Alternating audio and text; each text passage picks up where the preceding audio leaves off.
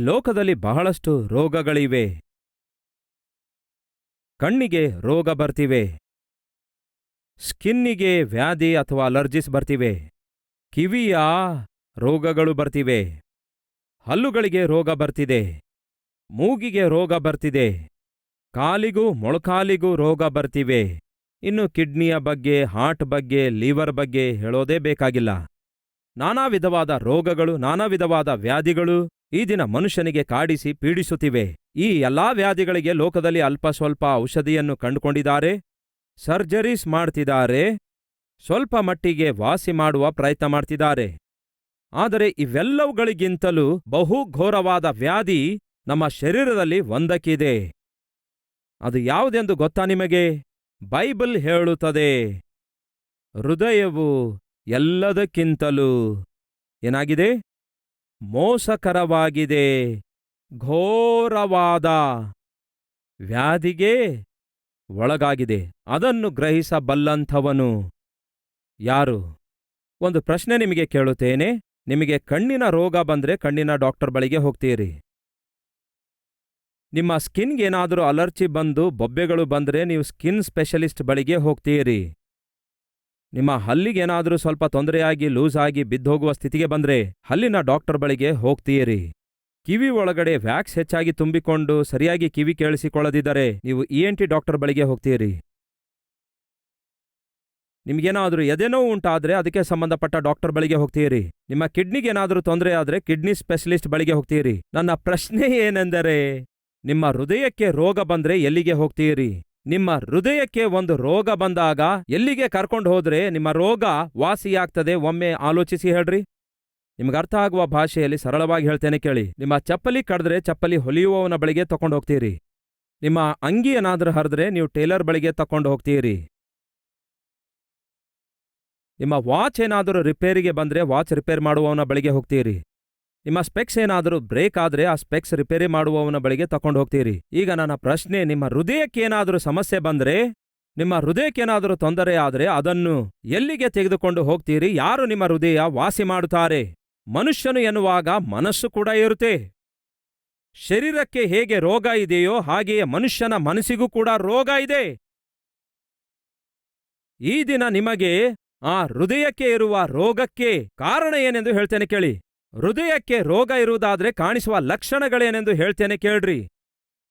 ಹೃದಯಕ್ಕೆ ರೋಗ ಇರುವುದಾದ್ರೆ ಉಂಟಾಗುವ ಪ್ರಭಾವ ಏನೆಂದು ಹೇಳ್ತೇನೆ ಕೇಳ್ರಿ. ಆ ಹೃದಯಕ್ಕೆ ರೋಗ ಇರೋದಾದ್ರೆ ಆ ರೋಗದಿಂದ ಹೊರಬರಬೇಕಾದ್ರೆ ಮಾರ್ಗ ಏನೆಂದು ಕೂಡ ಹೇಳ್ತೇನೆ ಕೇಳ್ರಿ. ಅಷ್ಟಕ್ಕೂ ಈ ಹೃದಯ ರೋಗಕ್ಕೆ ಕಾರಣವೇನು? ಮೊದಲನೇದಾಗಿ ರೋಮಪುರದವರಿಗೆ ಬರೆದ ಪತ್ರಿಕೆ 5ನೇ ಅಧ್ಯಾಯ 19ನೇ ವಚನ ಮತ್ತು ಅದರ ಜೊತೆಗೆ ಇನ್ನೂ ಕೆಲವೊಂದು ರೆಫರೆನ್ಸ್ಗಳನ್ನು ನಾವು ನೋಡಿಕೊಳ್ಳೋಣ. ಮೊದಲು ರೋಮಪುರದವರಿಗೆ ಬರೆದ ಪತ್ರಿಕೆ 5ನೇ ಅಧ್ಯಾಯ 19ನೇ ವಚನ. ಹೇಗೆಂದರೆ, ಒಬ್ಬನ ಅವಿಧೇಯತ್ವದಿಂದ ಎಲ್ಲರೂ ಹೇಗೆ ಪಾಪಿಗಳಾದರೋ, ಏನಂತೆ ಪಾಪಿಗಳಾದರೋ. ಈ ಹೃದಯಕ್ಕೆ ಇರುವಂತಹ ರೋಗ ಮನುಷ್ಯನಿಗೆ ಪಾಪಿಯನ್ನಾಗಿ ಮಾಡುತ್ತದೆ. ಮನುಷ್ಯನು ಅಷ್ಟಕ್ಕೆ ಯಾಕೆ ಪಾಪಿಯಾಗಿ ಮಾರ್ಪಟ್ಟ? ಮನುಷ್ಯ ಪಾಪಿಷ್ಟ ಹೃದಯದಿಂದ ಪಾಪಿಷ್ಟ ಕೆಲಸಗಳನ್ನೇ ಮಾಡ್ತಾನೆ. ಈ ಹೃದಯಕ್ಕೆ ಅಂಟಿಕೊಂಡಿರುವ ರೋಗಕ್ಕೆ ಏನನ್ನುತ್ತಾರೆ ಗೊತ್ತಾ? ಪಾಪ ಅನ್ನುತ್ತಾರೆ. ಪ್ರತಿ ರೋಗಕ್ಕೆ ಒಂದು ಹೆಸರಿದೆ. ಹೃದಯಕ್ಕೆ ಇರುವ ರೋಗಕ್ಕೆ ಹೆಸರೇನಿದೆ ಗೊತ್ತಾ? ಪಾಪ. ಈ ಪಾಪ ಎನ್ನುವ ರೋಗ ಮನುಷ್ಯನಿಗೆ ಎಲ್ಲಿಂದ ಬಂತು ಗೊತ್ತಾ? ಈ ರೋಗ ಎಲ್ಲಿಂದ ಬಂತು ಗೊತ್ತಾ? ಅವಿಧೇಯತ್ವದಿಂದ ಬಂತು. ದೇವರು ಆದಾಮ ಹವ್ವ ಅವರನ್ನು ಸೃಷ್ಟಿಸಿ, ನೀವು ಎಲ್ಲಾ ಹಣ್ಣನ್ನು ತಿನ್ನಿರಿ, ಆದರೆ ಒಂದು ಹಣ್ಣನ್ನು ಮಾತ್ರ ತಿನ್ನಬೇಡಿರಿ ಎಂದು ಹೇಳಿದ್ರು. ಆ ಹಣ್ಣು ತಿಂದರೆ ಸಾಯುತ್ತೀರಿ ಎಂದು ಹೇಳಿದ್ರು. ದೇವರು ಹೇಳಿರುವ ಮಾತನ್ನು ಲೆಕ್ಕಿಸಲಾರದೆ ಹವ್ವ ಹಾಗೂ ಆದಾಮನು ಆ ಹಣ್ಣನ್ನು ತಿಂದಿರೋದ್ರಿಂದ ಪಾಪ ತಂದುಕೊಳ್ಳುತ್ತಾರೆ. ಈ ಹೃದಯಕ್ಕೆ ರೋಗವನ್ನು ಮೊಟ್ಟ ಮೊದಲು ತಂದುಕೊಳ್ಳುತ್ತಾರೆ. ಅವಿಧೇಯತ್ವದಿಂದ, ದೇವರ ಮಾತನ್ನು ತಿರಸ್ಕರಿಸುವುದರಿಂದ ಮನುಷ್ಯ ಪಾಪವನ್ನು ಕೊಂಡು ತಂದುಕೊಂಡ. ಎರಡನೇದು 5ನೇ ಅಧ್ಯಾಯ 12ನೇ ವಚನ. ಈ ವಿಷಯ ಹೇಗೆಂದರೆ, ಒಬ್ಬ ಮನುಷ್ಯನಿಂದಲೇ ಪಾಪವೂ ಪಾಪದಿಂದ ಮರಣವೂ ಲೋಕದೊಳಗೆ ಹೇಗೆ ಸೇರಿದವೋ. ಅಂದರೆ ಒಬ್ಬ ಮನುಷ್ಯನಿಂದ ನಮಗೆ ಪಾಪ ಬಂತು. ಫ್ರೆಂಡ್ಸ್, ನೀವು ಒಂದು ವೇಳೆ ಕೂದಲು ಉದುರೋಗ್ತಾ ಇವೆ, ಕೂದಲು ಬಿದ್ದೋಗ್ತಾ ಇವೆ ಎಂದು ಯೋಚಿಸಿ ನೀವು ಕೂದಲಿನ ಡಾಕ್ಟರ್ ಬಳಿಗೆ ಹೋಗಿದ್ದೀರಿ ಅಂದ್ಕೊಳ್ಳಿ. ಆ ಸ್ಪೆಷಲಿಸ್ಟ್ ಬಳಿಗೆ ಹೋಗಿದ್ದೀರಿ ಅಂದ್ಕೊಳ್ಳಿ. ಆ ಡಾಕ್ಟರ್ ಅವರು ಕೆಲವು ಪ್ರಶ್ನೆ ಕೇಳ್ತಾರೆ. ಏನೆಂದು ಗೊತ್ತಾ? ನಿಮ್ಮ ತಾತ ಅವರಿಗೆ ಬೋಳು ತಲೆ ಇತ್ತಾ? ಅಂದರೆ ತಾತನಿಗೆ ಬೋಳು ತಲೆ ಇತ್ತಾ? ನಿಮ್ಮ ತಂದೆಯವರಿಗೇನಾದರೂ ಬೋಳು ತಲೆ ಇತ್ತಾ? ನಿಮ್ಮ ಮಮ್ಮಿಗೇನಾದರೂ ಕೂದಲು ಉದುರುವಂತಹ ಒಂದು ಸಂಭಾವನೆ ಆಗಲಿ ಅಥವಾ ಸಾಧ್ಯತೆ ಆಗಲಿ ಇದ್ದಿತೋ? ಹೀಗೆ ಇದೆಲ್ಲ ಕೇಳ್ತಾರೆ. ಅಲ್ಲ ಸಾರ್, ನನ್ನ ತಾತನ ಸಂಗತಿ ನಿಮಗ್ಯಾಕೆ ಬೇಕು ಅಂದಾಗ ಹೇಳ್ತಾರೆ, ಹೀಗೆ ಕೂದಲು ಉದುರಿಕೊಂಡು ಬೋಳ್ತಲೆ ಬರೋದು ವಂಶ ಪಾರಂಪರೆಯಿಂದ ಬರ್ತದೆ ಅನ್ನುತ್ತಾರೆ. ಏನನ್ನುತ್ತಾರೆ? ವಂಶ ಪಾರಂಪರೆಯಿಂದ ಬರುತ್ತದೆ ಅನ್ನುತ್ತಾರೆ. ಈ ಹೃದಯಕ್ಕೆ ಈ ರೋಗ ಇದೆ ಅಲ್ಲವೇ, ಇದು ಕೂಡ ವಂಶ ಪಾರಂಪರೆಯಿಂದಲೇ ಬಂದಿದೆ. ಬೈಬಲ್ ಹೇಳುತ್ತದೆ ಏನೆಂದರೆ, ಒಬ್ಬ ಮನುಷ್ಯನಿಂದಲೇ ಪಾಪವೂ ಪಾಪದಿಂದ ಮರಣವು ಲೋಕದೊಳಗೆ ಹೇಗೆ ಪ್ರವೇಶಿಸಿತೋ. ಈಗ ಒಂದು ಪ್ರಶ್ನೆ ನಿಮಗೆ ಕೇಳುತ್ತೇನೆ. ಆದಾಮ ಹವ್ವ ಪಾಪ ಮಾಡಿದಾಗ ದೇವರು ಅವರಿಬ್ಬರನ್ನು ಶಪಿಸಿದ್ರು. ಅವರಿಬ್ಬರಿಗೂ ಶಿಕ್ಷೆ ವಿಧಿಸಿದ್ರು. ಯಾವುದು ಆ ಶಿಕ್ಷೆ ಎಂದರೆ, ನೀವು ಮರಣ ಹೊಂದುತ್ತೀರಿ ಎಂದು, ಸತ್ತು ಹೋಗುತ್ತೀರಿ ಎಂದು. ಮೊದಲೇ ಹೇಳಿದ್ರು ಆ ಹಣ್ಣು ತಿಂದ್ರೆ ಸಾಯುತ್ತೀರಿ ಎಂದು. ಆದರೂ ಕೇಳದಂತೆ ಅವರು ಆ ದೇವರ ಮಾತಿಗೆ ವಿರುದ್ಧವಾಗಿ ಹಣ್ಣನ್ನು ತಿಂದಾಗ ಮರಣವನ್ನು ತಂದುಕೊಳ್ಳುತ್ತಾರೆ. ಮತ್ತೆ ಅವರ ಮೇಲೆ ಬಿದ್ದ ಶಿಕ್ಷೆ ನಮ್ಮ ಮೇಲೆ ಹೇಗೆ ಬಂದಿತು? ಹೇಳ್ತೇನೆ, ದಯವಿಟ್ಟು ಕೇಳ್ರಿ. ಆದಾಮ ಹವ್ವ ಮಕ್ಕಳನ್ನು ಹಡೆಯದೇ ಸತ್ತಿದ್ರು ಅಂದ್ಕೊಳ್ಳಿ. ಅಷ್ಟಕ್ಕೂ ಈ ಲೋಕದಲ್ಲಿ ಮನುಷ್ಯರೇ ಇರ್ತಾ ಇರಲಿಲ್ಲ. ಆದರೆ ಆದಾಮ ಹವ್ವ ಶಪಿಸಲ್ಪಟ್ಟಿದ್ದಾರೆ. ಶಪಿಸಲ್ಪಟ್ಟಂತಹ ಇಬ್ಬರು ಸೇರಿ ಒಬ್ಬ ಮಗನನ್ನು ಹಡೆದಿದ್ದಾರೆ ಅಂದ್ಕೊಳ್ಳಿ. ಆ ಮಗನಿಗೇನಾಗುತ್ತೆ ಹೇಳಿ? ಅವನು ಶಪಿಸಲ್ಪಡ್ತಾನೆ. ಹೆಂಡತಿಗೂ ಏಡ್ಸಿತ್ತು, ಗಂಡನಿಗೂ ಏಡ್ಸಿತ್ತು ಅಂದ್ಕೊಳ್ಳಿ. ಈ ಗಂಡ ಹೆಂಡತಿ ಇಬ್ಬರೂ ಸೇರಿ ಏಡ್ಸ್ ರೋಗದಲ್ಲಿದ್ದಾರೆ ಅಂದ್ಕೊಳ್ಳಿ. ಏಡ್ಸ್ ರೋಗದಿಂದಿರುವ ಗಂಡ, ಏಡ್ಸ್ ರೋಗದಿಂದಿರುವ ಹೆಂಡತಿ ಇಬ್ಬರು ಸೇರಿ ಒಬ್ಬ ಮಗನಿಗೆ ಜನ್ಮ ಕೊಡ್ತಾರೆ ಅಂದ್ಕೊಳ್ಳಿ. ಆ ಮಗನಿಗೆ ಏಡ್ಸ್ ಇರುತ್ತೆ ಅಂತೀರೋ ಇಲ್ಲ ಅಂತೀರೋ? ಆ ಮಗನಿಗೂ ಏಡ್ಸ್ ಇರುತ್ತೆ. ಆ ಏಡ್ಸ್ ಅವನಿಗೆ ಹೇಗೆ ಬಂತು ಅಂದ್ರೆ, ಆ ವಂಶದಿಂದ ಬಂತು, ತಂದೆಯಿಂದ ತಾಯಿಯಿಂದ ಬಂತು. ಈ ದಿನ ಈ ಲೋಕದೊಳಗೆ ಪಾಪ ಹೇಗೆ ಪ್ರವೇಶಿಸಿತು ಗೊತ್ತಾ? ವಂಶ ಪಾರಂಪರ್ಯದಿಂದ ಬಂತು. ನಮ್ಮ ಪಿತೃರಾಗಿರುವ ಆದಾಮ ಹವ್ವ ಪಾಪ ಮಾಡಿದ್ರು. ಪಾಪದಲ್ಲಿಯೇ ಮನುಷ್ಯನನ್ನು ಹಡೆದ್ರು, ಅಂದ್ರೆ ಮಗನನ್ನು ಹಡೆದ್ರು. ಪಾಪದ ಮೂಲಕವೇ ಮನುಷ್ಯರನ್ನು ಪಾಪದಲ್ಲಿಯೇ ಹಡೆದಿರೋದ್ರಿಂದ ಅವರಿಗೆ ಹುಟ್ಟಿದವರೆಲ್ಲರೂ ಕೂಡ ಪಾಪದಲ್ಲಿಯೇ ಮುಂದುವರಿಯುತ್ತಾ ಬಂದರು. ಅದಕ್ಕೆ ನೀತಿವಂತನೂ ಇಲ್ಲ, ಒಬ್ಬನು ಕೂಡ ಇಲ್ಲ. ಭಕ್ತನಾದ ದಾವೀದನು ಹೇಳ್ತಾನೆ, ನನ್ನ ತಾಯಿ ನನ್ನನ್ನು ಪಾಪದಲ್ಲಿಯೇ ಹೆತ್ತಿದ್ದಾಳೆ. ಪಾಪ ಮಾಡ್ತಾ ಇರೋದ್ರಿಂದ ನಾವು ಪಾಪಿಗಳಲ್ಲ ಪ್ರಿಯರೇ. ಪಾಪಿಗಳಾಗಿ ಜನಿಸಿರುವುದರಿಂದ ನಾವು ಪಾಪಿಗಳಾಗಿದ್ದೇವೆ.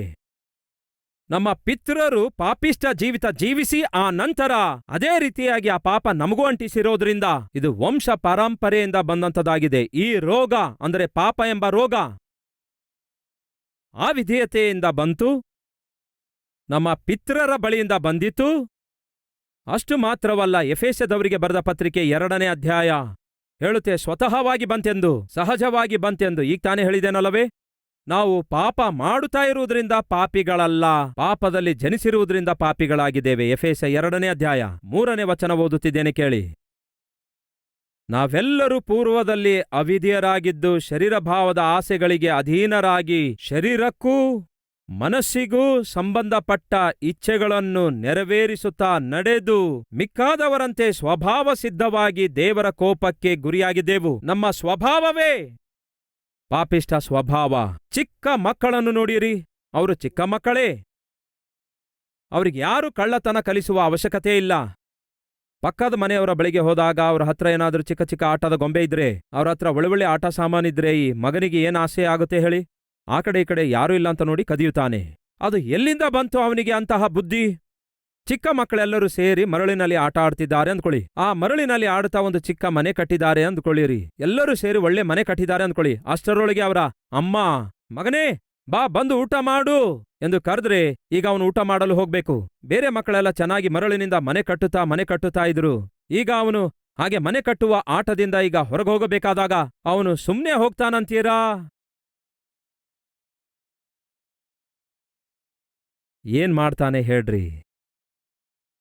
ಅವನು ಏನ್ ಮಾಡ್ತಾನೆ ನನಗೆ ಗೊತ್ತು ಎನ್ನುವಂಥವ್ರು ಕೈ ತೋರಿಸಿ. ಏನು ಪರವಾಗಿಲ್ಲ. ಇದು ನಿಮಗೆ ಹೇಗೆ ಗೊತ್ತಾಯ್ತು? ಏನ್ ಪ್ರಿಯರೇ, ನಿಮಗೆ ಹೇಗ್ ಗೊತ್ತಾಯ್ತು? ನಾವು ಮಾಡುವಾಗ ತಾನೇ ಗೊತ್ತಾಗೋದು. ಅಂದ್ರೆ ನಮ್ಮ ಬುದ್ಧಿ ಒಳ್ಳೆಯದೇ ಅಂತೀರಾ? ಚಿಕ್ಕಂದಿನಿಂದಲೂ ನಮ್ಮ ಬುದ್ಧಿ ಇಷ್ಟೆಯೇ. ಅಂದ್ರೆ ಇದು ಸ್ವಾಭಾವಿಕವಾಗಿ ಬಂದ್ಬಿಟ್ಟಿದೆ. ನಮ್ಮ ತಂದೆ ತಾಯಿಗಳಿಂದ, ನಮ್ಮ ತಾತ ಮುತ್ತಾತಂದರಿಂದ ನಮಗೆ ಗೊತ್ತಾಗಲಾರದಂತೆ ಬಂದ್ಬಿಟ್ಟಿದೆ ಈ ಪಾಪಿಷ್ಟ ಸ್ವಭಾವ. ಹೃದಯವು ರೋಗದಿಂದ ತುಂಬಿಕೊಂಡಿದೆ. ಆ ರೋಗಕ್ಕೆ ಕಾರಣವೇನೆಂದರೆ ಅವಿಧೇಯತೆ, ನಮ್ಮ ಪಿತೃಗಳ ಅವಿಧೇಯತೆ. ಆ ರೋಗಕ್ಕೆ ಕಾರಣವೇನೆಂದರೆ ವಂಶ ಪಾರಂಪರೆಯಿಂದ ಅದು ಬಂದ್ಬಿಟ್ಟಿದೆ. ಈ ಪಾಪ ಎಂಬ ರೋಗ ನಮಗೆ ಗೊತ್ತಾಗದಂತೆ ಸ್ವಭಾವಪೂರ್ವಕವಾಗಿ ನಮ್ಮೊಳಗಡೆ ಇದೆ. ಒಳ್ಳೆ ರೀತಿಯಾಗಿ ಮಾತಾಡುವುದನ್ನು ಮಕ್ಕಳಿಗೆ ಕಲಿಸಬೇಕೇ ಹೊರತು ಕೆಟ್ಟದಾಗಿ ಮಾತಾಡುವುದನ್ನು ಕಲಿಸಬೇಕೋ? ಇತರರನ್ನು ಗೌರವಿಸುವುದನ್ನು ಕಲಿಸಬೇಕೇ ಹೊರತು ಇತರರನ್ನು ಬೈಯುವುದನ್ನು ಕಲಿಸಬೇಕೋ? ಕಳ್ಳತನ ಮಾಡಬಾರದೆಂದು ಕಲಿಸಬೇಕೇ ಹೊರತು ಕಳ್ಳತನ ಮಾಡುವುದನ್ನು ಕಲಿಸಬೇಕೋ? ಗೌರವಿಸುವುದನ್ನು ಕಲಿಯಬೇಕೇ ಹೊರತು ಗೌರವಿಸಲಾರದೇ ಇರುವುದನ್ನು ಕಲಿಸಬೇಕೋ? ನನ್ನ ಬಳಿಗೆ ಚಿಕ್ಕ ಮಕ್ಕಳನ್ನು ಕರೆತರ್ತಾರೆ. ನನಗೆ ಮೊದಲಿನಿಂದಲೂ ಒಂದು ಅಭ್ಯಾಸವಿದೆ. ಅದೇನೆಂದರೆ, ಚಿಕ್ಕ ಮಕ್ಕಳು ನನ್ನ ಬಳಿಗೆ ಬಂದಾಗ ತಪ್ಪದೆ ಅವರಿಗೇನಾದರೂ ಕೊಡಲೇಬೇಕೆಂಬ ಆಸೆ ನನ್ನಲ್ಲಿರುತ್ತೆ.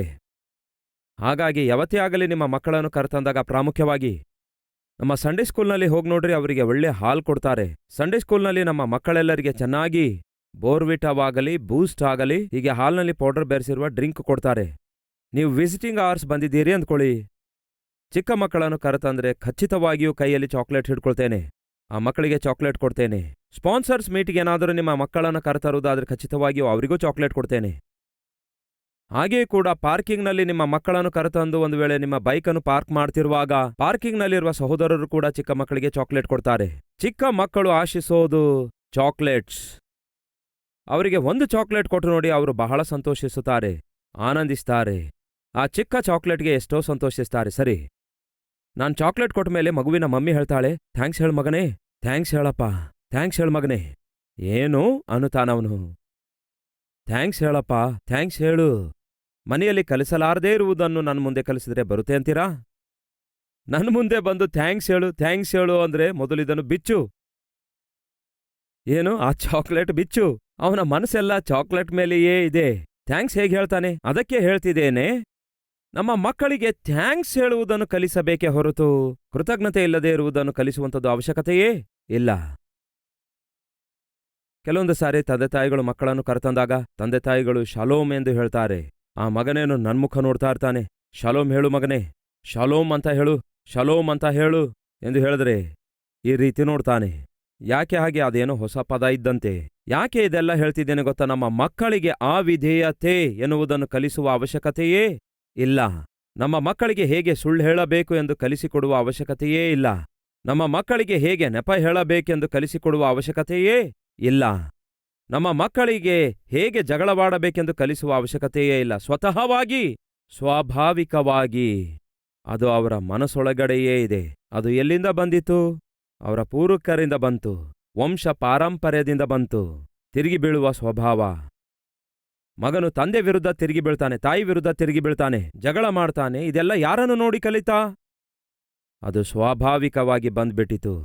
ಸೊ ಈ ದಿನ ನಿಮ್ಮ ಹೃದಯಕ್ಕೆ ರೋಗ ಇರೋದಾದರೆ ಆ ರೋಗಕ್ಕೆ ಒಂದು ಹೆಸರಿದೆ, ಪಾಪ ಎಂದು. ಈ ದಿನ ನೀವು ಪಾಪ ಮಾಡ್ತಿರೋದಾದ್ರೆ ಅದು ಅವಿಧೇಯತೆಯಿಂದ ಬಂದಂಥದ್ದಾಗಿದೆ, ಪಿತೃಗಳಿಂದ ಬಂದಂಥದ್ದಾಗಿದೆ, ಸ್ವಾಭಾವಿಕವಾಗಿ ಬಂದಂಥದ್ದಾಗಿದೆ. ಈಗ ನಿಮ್ಮ ಹೃದಯ ರೋಗದಲ್ಲಿರೋದಾದರೆ, ಪಾಪದಿಂದ ತುಂಬಿಕೊಂಡಿರೋದಾದರೆ ಕೆಲವೊಂದು ಲಕ್ಷಣಗಳು ಕಾಣಿಸಿಕೊಳ್ತವೆ. ಪಾಪ ಎಂಬ ರೋಗದೊಂದಿಗೆ ನೀವು ಸಫರ್ ಆಗ್ತಾ ಇರೋದಾದ್ರೆ ನಿಮ್ಮೊಳಗೆ ಕೆಲವೊಂದು ಲಕ್ಷಣಗಳು ಕಾಣಿಸ್ತವೆ. ಆ ಲಕ್ಷಣಗಳೇನೆಂದು ನಿಮ್ಮೊಂದಿಗೆ ಹಂಚಿಕೊಳ್ತೇನೆ ಕೇಳಿ. ಯೆರೆಮೀಯನ ಪುಸ್ತಕ 17ನೇ ಅಧ್ಯಾಯ ವಚನ 9 ಓದುತ್ತಿದ್ದೇನೆ ಕೇಳ್ರಿ. ಹೃದಯವು ಎಲ್ಲದಕ್ಕಿಂತಲೂ ಮೋಸಕರವಾಗಿದೆ, ಅದು ಘೋರವಾದ ವ್ಯಾಧಿಗೊಳಗಾಗಿದೆ, ಅದನ್ನು ಗ್ರಹಿಸಿಕೊಳ್ಳಬಲ್ಲವನು ಯಾವನು? ನಿಮ್ಮ ಹೃದಯದೊಳಗೆ ಪಾಪ ಇರುವುದಾದರೆ ಕೇಳಿರಿ, ನಿಮ್ಮ ಹೃದಯದೊಳಗೆ ಮೋಸ ಇದೆ ಎಂದರ್ಥ. ನೀವು ಪಾಪವುಳ್ಳ ವ್ಯಕ್ತಿಯಾಗಿರೋದಾದರೆ, ಪಾಪ ಎಂಬ ರೋಗವುಳ್ಳ ವ್ಯಕ್ತಿಯಾಗಿರೋದಾದರೆ ನಿಮ್ಮೊಳಗೆ ಮೋಸ ಇರುತ್ತೆ. ನಿಮ್ಮ ಮಾತಿನಲ್ಲಿ ಮೋಸ ಇರುತ್ತೆ, ನಿಮ್ಮ ಸಂಪಾದನೆಯಲ್ಲಿ ಮೋಸ ಇರುತ್ತೆ, ನಿಮ್ಮ ಪ್ರತಿ ಕೆಲಸದಲ್ಲಿ ಮೋಸ ಇರುತ್ತೆ, ನೀವು ಹೇಳುವ ವಿಷಯಗಳಲ್ಲಿ ಮೋಸ ಇರುತ್ತೆ, ನಿಮ್ಮ ಆಲೋಚನೆಗಳಲ್ಲಿ ಮೋಸ ಇರುತ್ತೆ. ಪ್ರತಿಯೊಂದು ಕೂಡ ಮೋಸದಿಂದಲೇ ಕೂಡಿದ್ದಾಗಿರುತ್ತೆ. ಈ ದಿನ ಕೇಳ್ತಿದ್ದೇನೆ, ನಿಮಗೆ ಈ ರೋಗ ಇದೆಯಾ? ನಿಮ್ಮ ಹೃದಯಕ್ಕೆ ರೋಗ ಇದೆಯಾ? ನಿಮ್ಮ ಹೃದಯಕ್ಕೆ ರೋಗ ಇರೋದಾದ್ರೆ ನಿಮ್ಮಲ್ಲಿ ಮೋಸ ಇರುತ್ತೆ. ಮೋಸಭರಿತವಾದ ಜೀವಿತ ಇರುತ್ತೆ. ಮೋಸಭರಿತವಾದ ಸಂಪಾದನೆ ಇರುತ್ತೆ. ಮೋಸಭರಿತವಾದಂತಹ ಆಲೋಚನೆಗಳಿರ್ತವೆ. ಹೇಗೆ ನನ್ನ ಹೆಂಡತಿಗೆ ಮೋಸ ಮಾಡಬೇಕು, ಹೇಗೆ ನನ್ನ ಗಂಡನಿಗೆ ಮೋಸ ಮಾಡಬೇಕು, ಹೇಗೆ ತಾಯಿಗೆ ಮೋಸ ಮಾಡಬೇಕು, ಹೇಗೆ ತಂದೆಗೆ ಮೋಸ ಮಾಡಬೇಕು, ಹೇಗೆ ನನ್ನ ಅಣ್ಣನ ಆಸ್ತಿ ದೋಚಿಕೊಳ್ಳಬೇಕು, ಆಕಳ ಆಸ್ತಿ ಹಾಳು ಮಾಡಬೇಕು. ಹೀಗೆ ಈ ದಿನ ಎಷ್ಟೋ ಜನ ಆಸ್ತಿ ಕೂಡಿಟ್ಟುಕೊಳ್ಳುವುದಕ್ಕಾಗಿ ತಾಯಿಗೆ ಮೋಸ ಮಾಡ್ತಿದ್ದಾರೆ, ತಂದೆಗೆ ಮೋಸ ಮಾಡ್ತಿದ್ದಾರೆ, ಅಕ್ಕಳಿಗೆ ಅಣ್ಣನಿಗೆ ಮೋಸ ಮಾಡ್ತಿದ್ದಾರೆ, ತಮ್ಮ ತಂಗಿಗೆ ಮೋಸ ಮಾಡ್ತಿದ್ದಾರೆ. ಮಾಡ್ತಾ ಇಲ್ಲವೋ? ಅದಕ್ಕೆ ಕಾರಣ ಗೊತ್ತಾ? ಅವರು ಪಾಪವೆಂಬ ರೋಗದಿಂದ ಸಫರ್ ಆಗ್ತಿದ್ದಾರೆ. ನಿಮ್ಮ ಕಣ್ಣಿಗೆ ರೋಗ ಇರೋದಾದ್ರೆ ಕಣ್ಣಿನ ಹಾಸ್ಪಿಟಲ್ಗೆ ಹೋಗಿ ಡಾಕ್ಟರ್ ಹತ್ರ ತೋರಿಸಿಕೊಳ್ತೀರಿ. ಆದರೆ ನಿಮಗಿರುವ ರೋಗ ನಿಮ್ಮ ಹೃದಯಕ್ಕೆ ಇದೆ. ಅದನ್ನು ಗ್ರಹಿಸಿಕೊಳ್ಳಬಲ್ಲವರು ಯಾರು? ಈ ದಿನ ನೀವು ಗ್ರಹಿಸಿಕೊಂಡ್ರೆ ಚೆನ್ನಾಗಿರುತ್ತೆ. ಎರಡನೇದು, ಒಬ್ಬ ಮನುಷ್ಯನಿಗೆ ಸಾಧಾರಣವಾಗಿ ಪಾಪ ಎಂಬ ರೋಗ ಇರೋದಾದ್ರೆ ಕಾಣಿಸಿಕೊಳ್ಳುವ ಸಿಂಪ್ಟಮ್ಸ್ ಏನಾಗಿವೆ ಗೊತ್ತಾ? ಯೆಶಾಯನ ಪುಸ್ತಕ 1ನೇ ಅಧ್ಯಾಯ ವಾಕ್ಯ ಏನು ಹೇಳುತ್ತೆ ನೋಡಿ. 4ನೇ ವಚನದಿಂದ ಓದುತ್ತಿದ್ದೇನೆ, ಗಮನ ಕೊಟ್ಟು ಕೇಳಿಯಿರಿ. ಪಾಪಿಷ್ಟ ಜನವೇ, ಅಧರ್ಮ ಭಾರ ಹೊತ್ತಿರುವ ಪ್ರಜೆಯೇ, ದುಷ್ಟ ಜಾತಿಯೇ, ದ್ರೋಹಿಗಳಾದ ಮಕ್ಕಳೇ, ನಿಮ್ಮ ಗತಿಯನ್ನು ಏನು ಹೇಳಲಿ? ಯೆಹೋವನನ್ನು ಅವರು ತೊರೆದಿದ್ದಾರೆ, ಇಸ್ರಾಯೇಲ್ಯರ ಸದಮಲ ಸ್ವಾಮಿಯನ್ನು ಧಿಕ್ಕರಿಸಿದ್ದಾರೆ, ಆತನಿಗೆ ಬೆನ್ನು ಮಾಡಿ ಬೇರೆಯಾಗಿದ್ದಾರೆ. ಏಕೆ ದ್ರೋಹವನ್ನು ಹೆಚ್ಚಿಸಿ ಹೆಚ್ಚಿಸಿ ಪೆಟ್ಟಿಗೆ ಯಾಕೆ ಗುರಿಯಾಗುತ್ತೀರಿ? ಈಗ ಜಾಗ್ರತೆಯಿಂದ ಕೇಳ್ರಿ. ಯಾರ ಹೃದಯ ಪಾಪವೆಂಬ ರೋಗದಿಂದ ತುಂಬಿಕೊಂಡಿರುತ್ತೋ, ಯಾರ ಜೀವಿತ ದೇವರಿಂದ ದೂರವಾಗಿರುತ್ತದೋ, ಹಾಗೆ ಪಾಪವೆಂಬ ರೋಗದಲ್ಲಿದ್ದವನಲ್ಲಿ ಹಾಗೂ ದೇವರಿಂದ ದೂರ ಜೀವಿಸುವವನಲ್ಲಿ ಸಾಧಾರಣವಾಗಿ ಕಾಣಿಸಿಕೊಳ್ಳುವ ಸಿಂಪ್ಟಮ್ಸ್ ಏನೆಂದರೆ, ಅವನು ಮೊದಲನೇದಾಗಿ ಮೋಸಭರಿತವಾದ ಜೀವಿತ ಜೀವಿಸುತ್ತಾನೆ. ಎರಡನೇ ಸಿಂಪ್ಟಮ್ಸ್ ಏನೆಂದು ನೋಡೋಣ. ನಿತ್ಯವೂ ತಿರುಗಿ ಬೀಳುತ್ತಾ ಪರಿಶುದ್ಧ ದೇವರನ್ನು ಬಿಟ್ಟು ನೀವು ದೂರವಾಗುತ್ತಾ ಇದ್ದೀರಿ. ಎಷ್ಟು ಕಾಲದವರೆಗೂ ಈ ರೀತಿ ನೀವು ಪೆಟ್ಟಿಗೆ ಗುರಿಯಾಗ್ತೀರಿ? 5ನೇ ವಚನ ಓದುತ್ತಿದ್ದೇನೆ.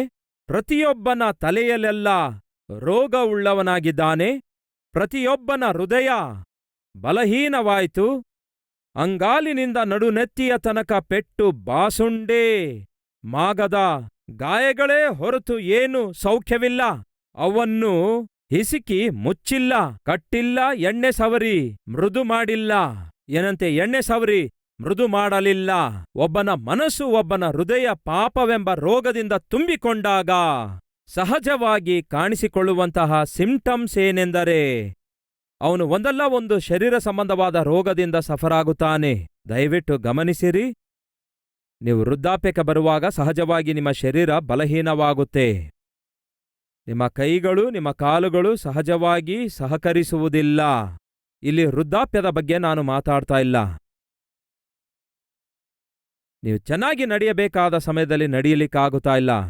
ಚೆನ್ನಾಗಿ ಕೆಲಸ ಮಾಡಬೇಕಾದಾಗ ಕೆಲಸ ಮಾಡಲಿಕ್ಕಾಗ್ತಾ ಇಲ್ಲ. ಇನ್ನೂ ಸಿಂಪ್ಲಿಫೈ ಮಾಡಿ ಹೇಳ್ತೇನೆ ಕೇಳಿ. ಈ ದಿನ ನೀವು ರೋಗ ಉಳ್ಳವರಾಗಿರೋದಾದರೆ ನಿಮಗೆ ಗೊತ್ತು ಆ ರೋಗಕ್ಕೆ ಕಾರಣ ಏನೆಂದು. ನಿಮಗೆ ಗೊತ್ತು.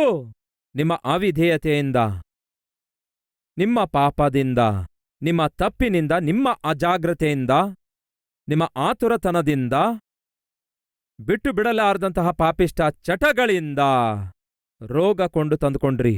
ನನ್ನ ಬಳಿಗೆ ದಂಪತಿಗಳು ಬರುವಾಗ ಪಾಪ ಹೆಂಡತಿ ಗಂಡನಿಗೆ ಕರೆತರ್ತಾಳೆ. ಅವನ ಬಾಯೆಲ್ಲವೂ ಕೂಡ ಬಹಳ ಹುಣ್ಣಿನಿಂದ ತುಂಬಿಕೊಂಡಿರುತ್ತೆ. ಅಯ್ಯ, ಪ್ರಾರ್ಥನೆ ಮಾಡ್ರಿ ಅನ್ನುತ್ತಾರೆ. ಎದಕ್ಕಾಗಿ? ಬಾಯಿ ಕ್ಯಾನ್ಸರ್ ಅನ್ನುತ್ತಾರೆ. ಯಾಕೆ ಬಂತು? ಗುಟ್ಕಾ ತಿಂದು ತಿಂದು ಆ ಕ್ಯಾನ್ಸರ್ ರೋಗ ಬಾಯಿಗೆ ಬಂತು. ಬಹಳ ಕುಡಿದು ಹಾರ್ಟ್ ಪ್ರಾಬ್ಲಮ್ ಬಂದಿದೆ, ಲಿವರ್ ಪ್ರಾಬ್ಲಮ್ ಬಂದಿದೆ, ಕಿಡ್ನಿ ಹಾಳಾಗಿವೆ. ಯಶ್, ಪಾಪದಿಂದ ರೋಗ ಬರುತ್ತದೆ. ಪಾಪವು ಕೊಡುವ ಸಂಬಳ ಮರಣ ಎಂದು ಬೈಬಲ್ ಹೇಳ್ತದೆ. ಆ ಮರಣಕ್ಕಿಂತ ಮುಂಚೆ ಸೂಚನೆಯಾಗಿ ಬರುವಂಥದ್ದೇ ಏನಾಗಿದೆ? ರೋಗ. ಈ ದಿನ ನಿಮಗೆ ಬಂದಿರುವ ರೋಗ ಖಚಿತವಾಗಿಯೂ ಪಾಪದಿಂದಲೇ ಬಂದಿತೆಂದು ಹೇಳಲಿಕ್ಕಾಗೋದಿಲ್ಲ. ಆದರೆ ಬಹುತೇಕವಾಗಿ ತಮ್ಮ ಪಾಪಗಳಿಂದಲೇ ಮನುಷ್ಯರಿಗೆ ರೋಗ ಬರುತ್ತವೆ ಎನ್ನುವುದು ವಾಸ್ತವ. ಯೋಬನಿಗೂ ಕೂಡ ಅನಾರೋಗ್ಯ ಬಂದಿತು.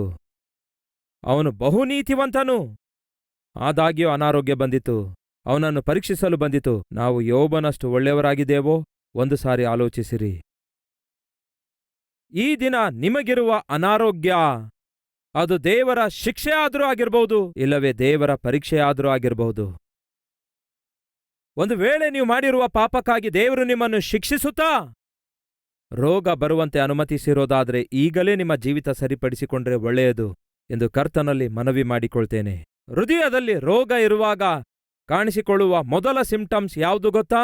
ನಿಮ್ಮ ಬದುಕು ಮೋಸದಿಂದ ತುಂಬಿಕೊಂಡಿರುತ್ತೆ. ಎರಡನೇದಾಗಿ ನಿಮ್ಮ ಶರೀರ ಅನಾರೋಗ್ಯದಿಂದ ಹಾದು ಹೋಗ್ತದೆ. ಆಗ ನೀವು ಅನ್ಬಹುದು, ಬ್ರದರ್, ಹಾಗಾದರೆ ನಿಮಗೊಂದು ವಿಷಯ ಹೇಳಬೇಕು. ಏನದು? ನಾನು ಆರಾಮಾಗಿದ್ದೇನೆ, ನನಗೆ ಯಾವ ರೋಗವೇ ಇಲ್ಲ, 3 ಹೊತ್ತು ಫುಲ್ಲಾಗಿ ತಿನ್ನುತ್ತೇನೆ, ಚೆನ್ನಾಗಿ ಜೀರ್ಣ ಆಗುತ್ತೆ. ಹೌದು, ನಾನು ಪಾಪಿಷ್ಟನೇ, ಮೋಸದಲ್ಲಿ ಜೀವಿಸುವಂಥವನೇ, ಕುಡುಕನಾಗಿದ್ದೇನೆ, ಅಲೆಮಾರಿಯಾಗಿದ್ದೇನೆ ಅನ್ನುತ್ತಾ ಇರಬಹುದಾದ್ರೆ ಕೇಳಿ ಬ್ರದರ್, ಕುಡಿದ ತಕ್ಷಣವೇ ಏನೂ ಆಗಲ್ಲ ಬ್ರದರ್. ನೀವು ವೇಶ್ಯಳ ಬಳಿಗೆ ಹೋಗಿ ತಿರುಗಿ ಬಂದ ತಕ್ಷಣವೇ ನಿಮಗೆ ಏಡ್ಸ್ ಬರಲ್ಲ ಬ್ರದರ್. ಈಗ ನಿಮಗೆ ಏನೂ ಆಗಿಲ್ಲ ಅಂತ ನೀವು ಅಂದ್ಕೊಳ್ತಾ ಇದ್ದೀರಿ, ಆದ್ರೆ ಕೇಳಿ ಬ್ರದರ್, ಒಳಗೆ ನಡೆಯಬೇಕಾದ ಕಾರ್ಯ ಎಲ್ಲ ನಡೆಯುತ್ತೆ ಬ್ರದರ್. ಅದು ಯಾವಾಗ ಬಯಲಾಗಬೇಕೋ ಆ ದಿನ ಬಯಲಾಗುತ್ತೆ ಬ್ರದರ್. ಈ ದಿನ ನಿಮ್ಮ ಪಾಪಿಷ್ಟ ಕೆಲಸಗಳಿಂದ ದೇವರು ವಿಧಿಸುವ ಶಿಕ್ಷೆ ಎಂಥದೆಂದು ಬಯಲುಪಡಲಾರದ ಮಾತ್ರಕ್ಕೆ ನೀವು ತಪ್ಪಿಸಿಕೊಂಡಿರಿ ಅಂದ್ಕೊಳ್ಬೇಡಿ. ಯಾವ ದಿನ ನಿಮ್ಮ ಪಾಪದ ಕೊಳ ತುಂಬುತ್ತದೋ ಆ ದಿನವೇ ಆ ರೋಗ ಬಯಲಾಗ್ತದೆ. ಆ ದಿನ ಬರುವ ಮುಂಚೆ ಈ ದಿನವೇ ನೀವು ಪಶ್ಚಾತ್ತಾಪ ಪಡೋದು ಒಳ್ಳೆಯದೆಂದು ಕರ್ತನ ನಾಮದಲ್ಲಿ ಮನವಿ ಮಾಡಿಕೊಳ್ತೇನೆ.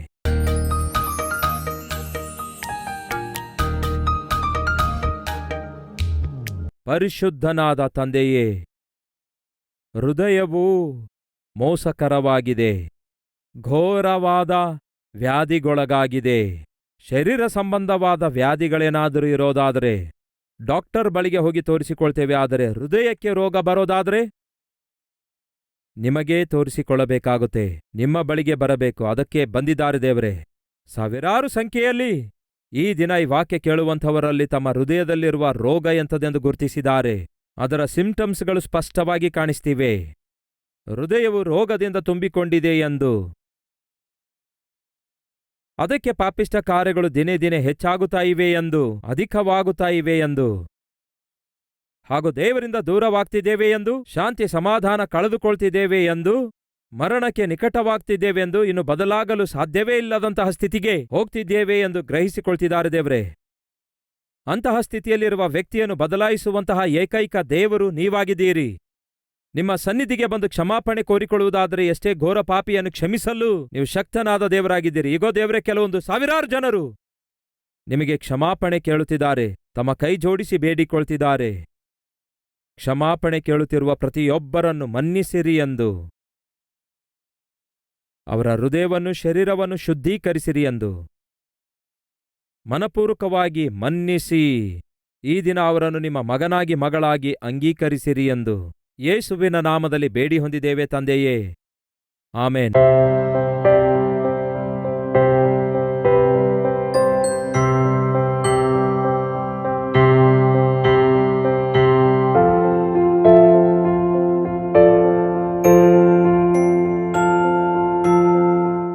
ನಮ್ಮ ವಿಳಾಸ Calvary, post box number 30, Kukatpally, Hyderabad 72.